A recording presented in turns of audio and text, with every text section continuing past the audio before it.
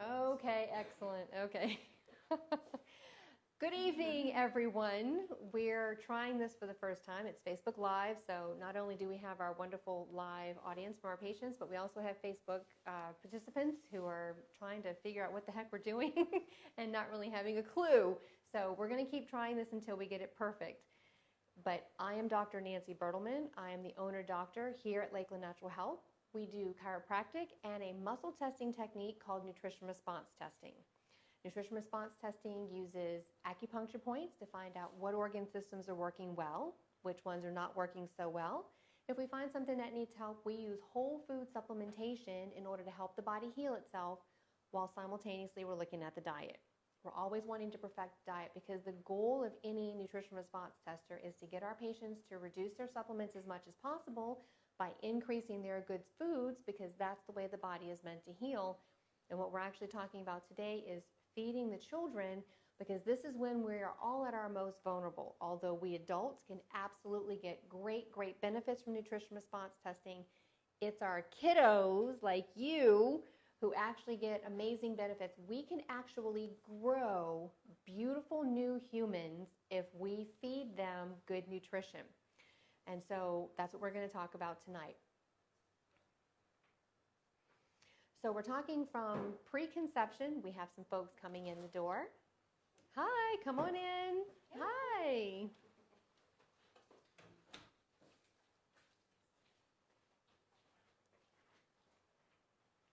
So we're going to start with preconception because that is when we start building brand new human beings before we're even pregnant. Preconception nutrition is not just for females. It's also for the males in our family. They have found that if we can begin 3 months to 1 year before we decide to have children, we can actually prepare our bodies to be super healthy while we're pregnant. It also helps with fertility. The healthier our bodies are, the more likely our bodies are going to accept the implantation of that little baby inside our uterus. Preparing for pregnancy, of course, is going to be no smoking, no drinking. Reduction of sugar to no sugar would actually be better. No caffeine. We're going to increase our water. We're going to say yes to exercise, and yes to eating good quality meals. During the actual pregnancy, we want to make sure that we're feeding that brand new baby, and mom needs to be fed good quality foods as well. She's actually expanding a uterus, growing a brand new baby, and that baby's going to need lots of nutrients, and mom's going to need energy to get through the 9 months of pregnancy. The first trimester would be considered weeks 1 through 12, and that's when the baby is developing its nervous system. Remember, we talked about preconception, that neural tube, folic acid, vitamin B12 is essential for the growth of that baby. Good calcium, and during the first 12 weeks of pregnancy, that is also very essential. Before mom even knows she's pregnant, the neural tube has formed, and that's around week 3. But after the neural tube is formed, then comes the rest of the neurological system. Iron, calcium, protein are essential for the baby's development in the first trimester. Second trimester is going to be considered weeks 13 through 27. Your body needs an extra 300 calories per day during the second and third trimester. So making sure those calories come from good quality food sources is going to help that pregnancy go much better. The baby is developing hair, skin, nails. Its digestive system is actually working. Although the baby's getting all the nutrients that it needs from mom, its digestive system has to start practicing, and it practices when it's in the womb. The senses, such as the eyes and the ears, start to develop. The heart begins beating long before the brain actually activates the heart. So the brain is the first organ system that starts with its own beat long before the brain actually connects to it and starts to modify it. And then the brain starts controlling the heart, the kidneys, and the blinking of the eye. Third trimester, weeks 28 to birth. This is when the baby is at maximum growing stage. Babies go from just little bitty embryos to full-grown 8 to 10 pound babies in just 9 weeks. In the final months of pregnancy, the baby will gain a half a pound per week. Hi, come on in.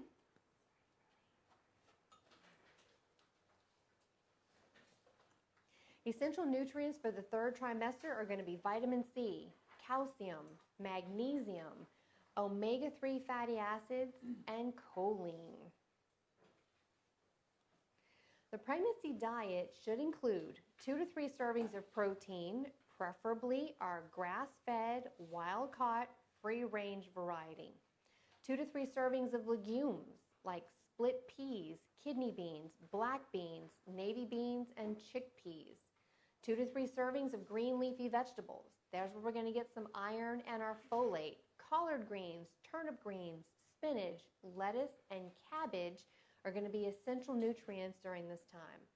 2 to 3 servings of fruit. The more color we can add to our plate, the more nutrients we're going to be taking in.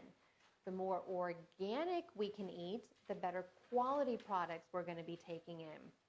Healthy fats, butter, quality oils like avocado oil, olive oil, coconut oil, nuts and seeds. If mom is capable of eating nuts and seeds, then absolutely add the nuts and seeds in. And plenty of water. I know baby is getting big and she or he is sitting on that bladder and it is not comfortable to have to go to the bathroom often, but water is essential not only for the amniotic fluid and the proper hydration of the baby, but also proper hydration of mom.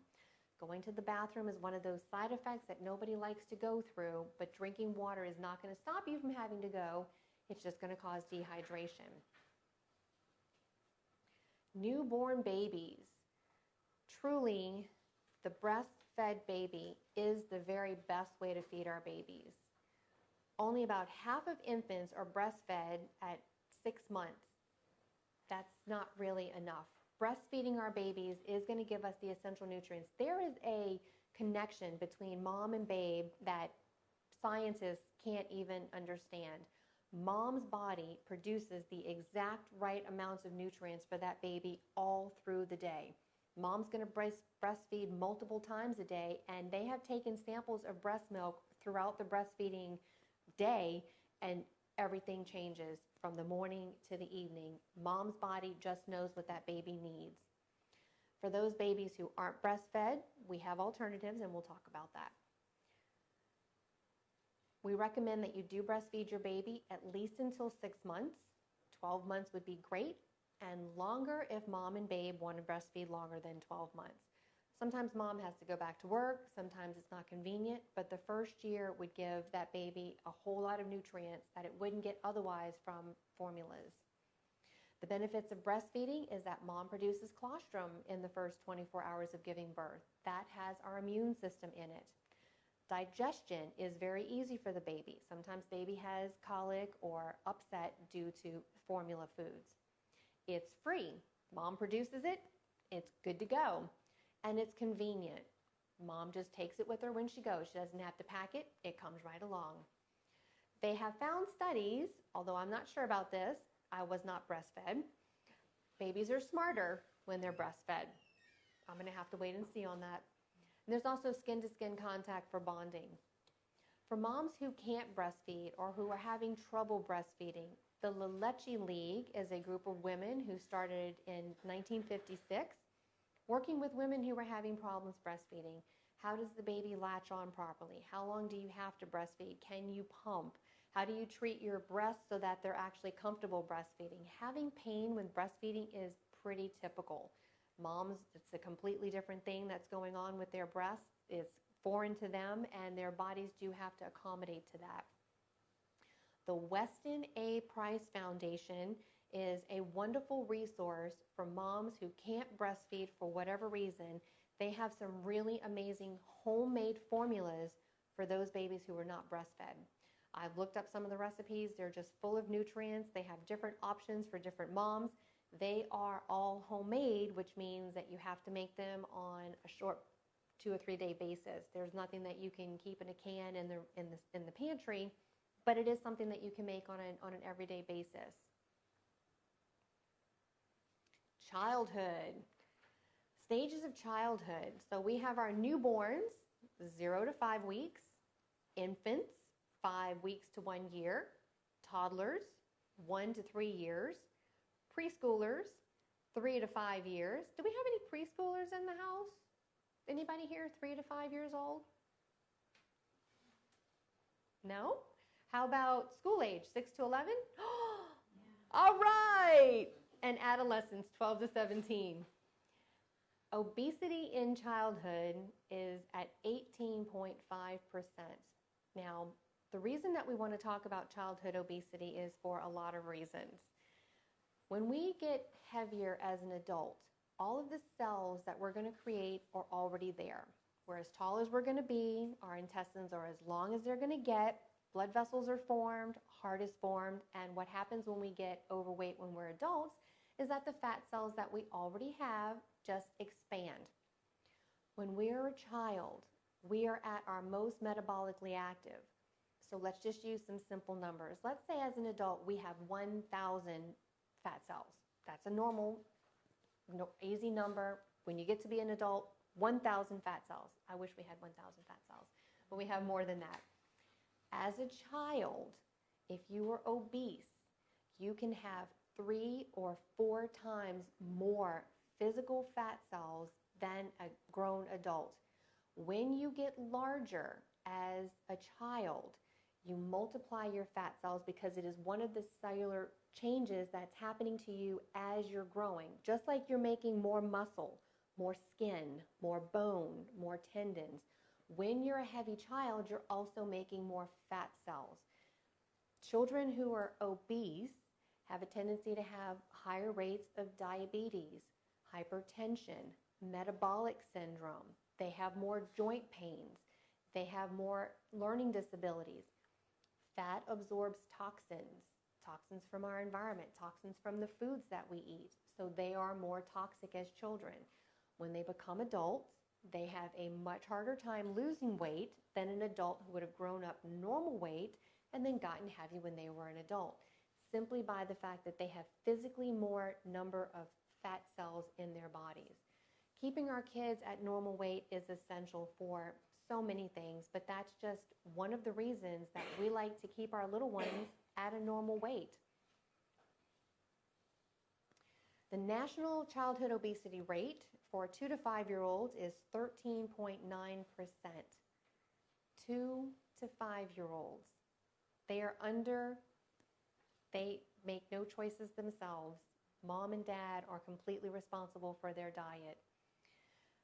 From 6 to 11-year-old, it's 18.4%. They have some influence with the environment, grandparents, they're going to school, they have friends.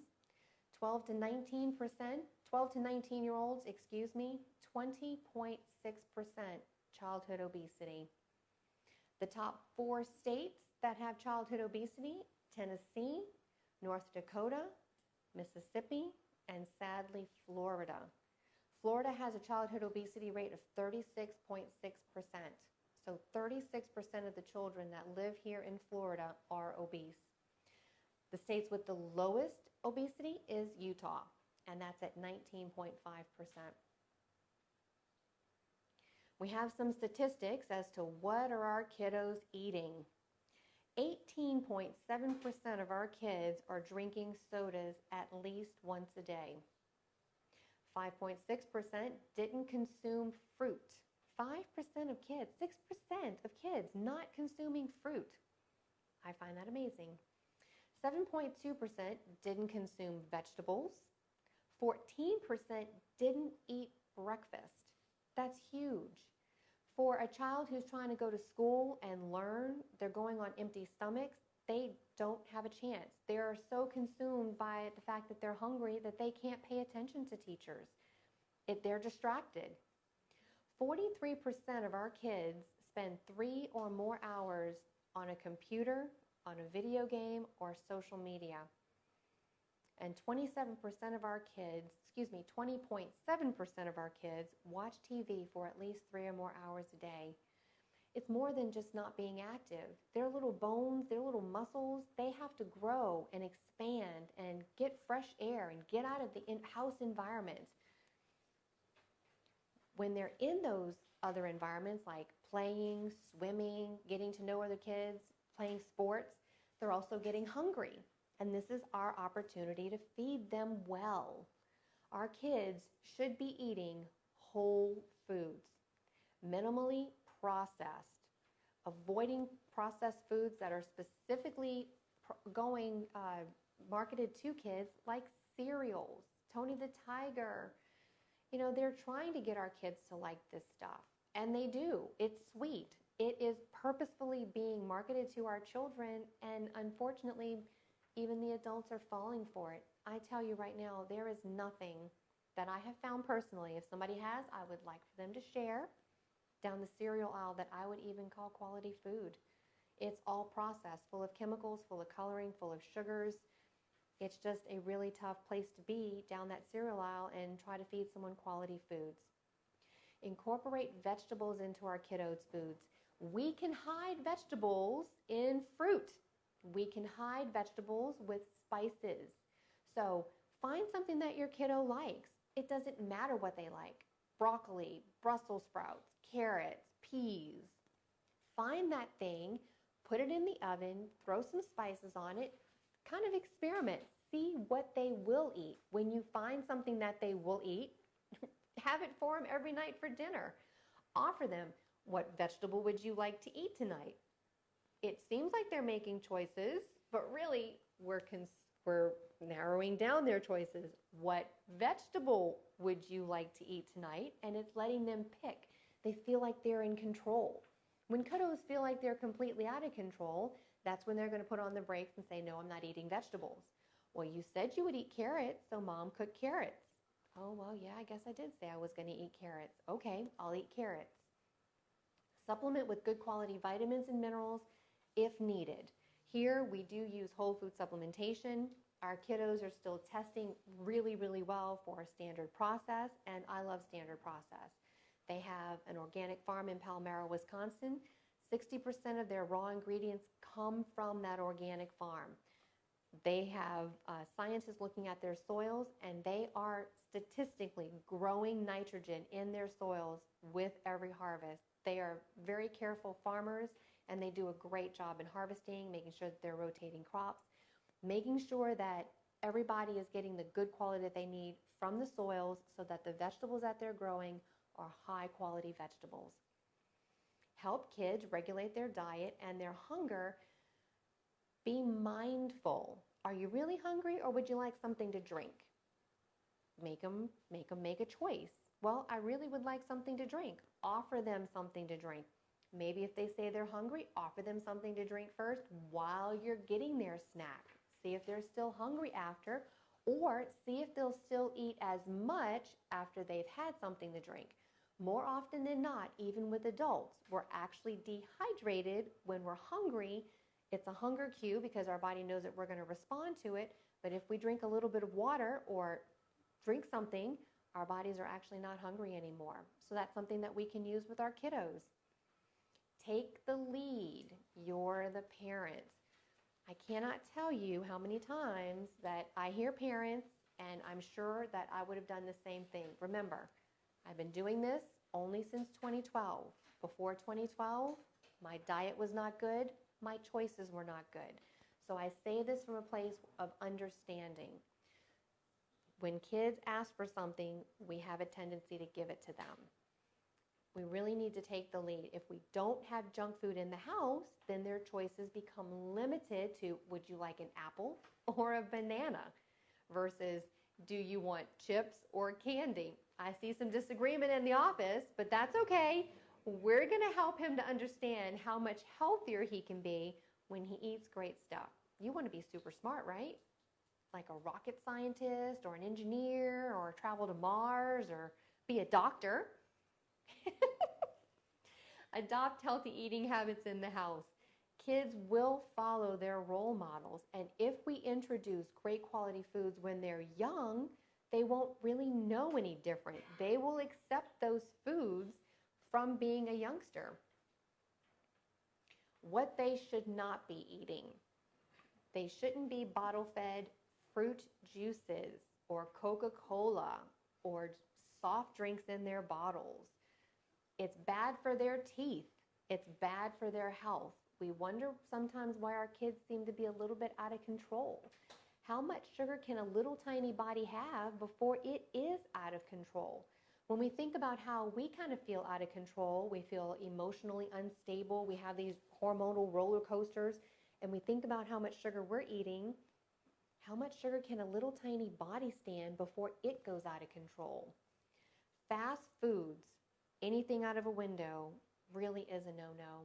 McDonald's is not giving you quality products. Chick-fil-A is not giving you quality food. Wendy's is not giving you quality food. I lived in Southeast Asia for 5 years. I ate a McDonald's hamburger here before I moved to Southeast Asia. In Singapore, I can guarantee you from personal experience, they taste exactly the same. What are they doing with chemicals and processing to make a hamburger taste exactly the same in the United States as it tastes in Southeast Asia? So we need to be thinking about that. And there have been dozens and dozens and thousands of experiments and people putting a McDonald's hamburger on their desk and it stays the same thing for a year, finding McDonald's French fries under their car seat, and they're like, oh my goodness, nothing will touch this. Let's not put that in our children's bodies. It's not going to serve them well. Sweets, and we're talking about candies, cakes, sugary syrups, and soft drinks. Those types of sugars just don't serve our kids well. They actually rob our children of nutrients. If they want something sweet, how about a fruit? An actual fruit. There we go. You like grapes? I like grapes. Do you like watermelon? I like watermelon. Do you like pineapple? All right, we found a yes. I like pineapple as well. So that is an awesome way to give our kids something sweet. Breads enriched. If the word is enriched, that means that they have taken a beautiful plant, stripped it of all of its nutrients, and sprayed on chemical vitamins to appease the FDA so that they can now say that they have enriched white flour or enriched whole wheat flour. Enriching does not give our bodies back all of the nutrients that they've robbed from stripping it apart to process it and keep it on the shelf set for some period of time. It just doesn't work that way. So if we're looking for breads, maybe a sprouted bread, like an Ezekiel bread, or maybe a hemp bread, maybe something that we discover that's outside the norm, but definitely not down that bread aisle. That's not going to be good quality food for your kid. Does anybody have any questions? Does anybody have any questions on Facebook? You have a question? Yeah, as far as juice, Mm-hmm. what juices are good? Do you have to use your own juicer or can you go out and find? Okay, good question. So the question is there a good juice? There's not a bad juice, but what happens with juices, especially with young kids, even with adults, when we eat the whole fruit, when we eat an apple or an orange or a grapefruit, we take in fiber from that fruit. That fiber is bound to the sugars and it takes our body longer to release the sugars from that fruit. When we juice a fruit, all we're doing is releasing those sugars right into our system. So the answer is not really. There really aren't any good fruit juices. In the day, if you recall, for those of us who are a little bit older, our grandmothers used to have those little 2-ounce juice glasses. How much juice does an American drink today? 8, 10, 12, 32 ounces of juice. If you actually ate the number of oranges that it would be required to drink 8 ounces of juice, you would be super full. If you take a singular orange and juice it, you're going to get about 1 to 2 ounces of juice. And that really is all that your body can handle in an individual sitting. If you want to juice your own juice, just to have a little bit of juice, that would be the way that I would do it. Buying processed juices is not really going to be in your best health favor. And juices are going to be released into the body immediately as sugars. So the pancreas has to deal with it. The blood sugar has to be modified. So that's happening whether you're juicing at home, like even if you're juicing at home, that's Yes, ma'am, that is correct. Whether you're juicing at home or whether you're buying processed juice, that juice, the sugars from the juice is being released into your system immediately. I'm not saying don't juice, because we can do vegetable juices, which are extremely less in sugars, and add a small bit of fruit juice just to give us a tweak of sweetness, but we don't necessarily juice large amounts of fruit juices because of the physical amount of sugar that they have in them. Anybody else? Anything else? Okay. Might ask me online one more time. I did.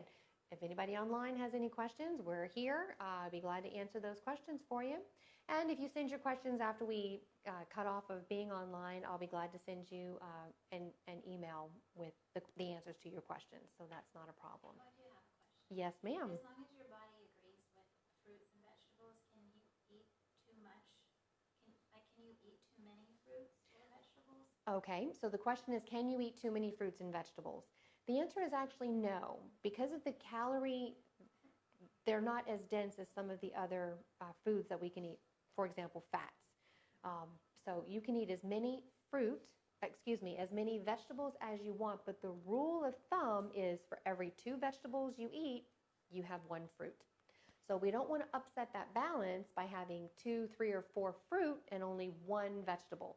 That's kind of an imbalance, because remember, the fruit is going to definitely come with more sugar than a vegetable. So we want to increase our vegetable count as many as we want, and on most diets, whether you're looking at paleo or Atkins, they may modify the type of vegetable that you can eat, but they never modify the volume of vegetable that you can eat. Mm-hmm. But with fruits, they do because of the sugar. Yes, ma'am. Even if it's natural, you can get too much. Yes, ma'am, that's correct. That is correct. Even if it's natural, you can get too much fruit, because remember, it does come with a great deal of sugar.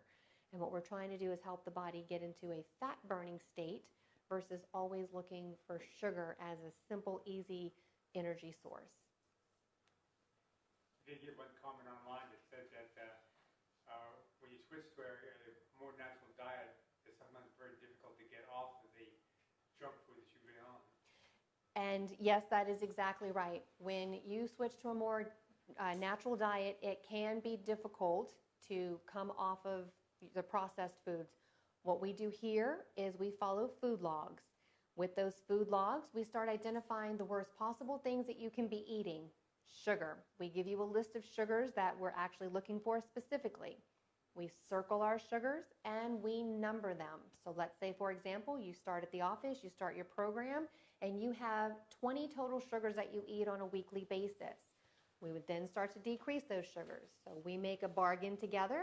What will you be willing to give up? What will I be willing to accept? Let's go from 20 to 18. You can do it. I can do it. That's what our next goal is. As we continue reducing that goal, we start implementing good quality foods. So how can we replace that ice cream with something that's better for us? We have tons of recipes here at the office. We love to share. I share my own experiences. Other patients share their experiences. We share recipes to get you the best quality food that we can get you, so that we can come off of those processed, sugary foods full of chemicals and get you eating something more natural. And the reverse is true also. Once you have a clean diet, it's very difficult to go back to what you were eating before. And that is true as well. Once you clean up your diet, you do find it very difficult. I was a Coca-Cola drinker. I was a Ben & Jerry's addict. I ate pizza. I think M&Ms were my favorite thing to eat at the time. None of those are anywhere near me anymore. It took time for myself personally to get my diet to where it is today. It took me about 2.5 years. What I eat today, for example, breakfast was an egg, avocado slices, black-eyed peas. For our lunch, we had a salad and a little bit of soup. And for dinner, we're going to have that beautiful eggplant lasagna. I know, we're all waiting for that. If nobody has anything else, we will say goodbye to our Facebook friends and thank you so much for joining us. We really appreciate it. If you have any questions, I am Dr. Bertelman, Lakeland Natural Health. You can give the office a call, 337-5013 or stop in and see us. Thank you for joining us. And thank you for joining us.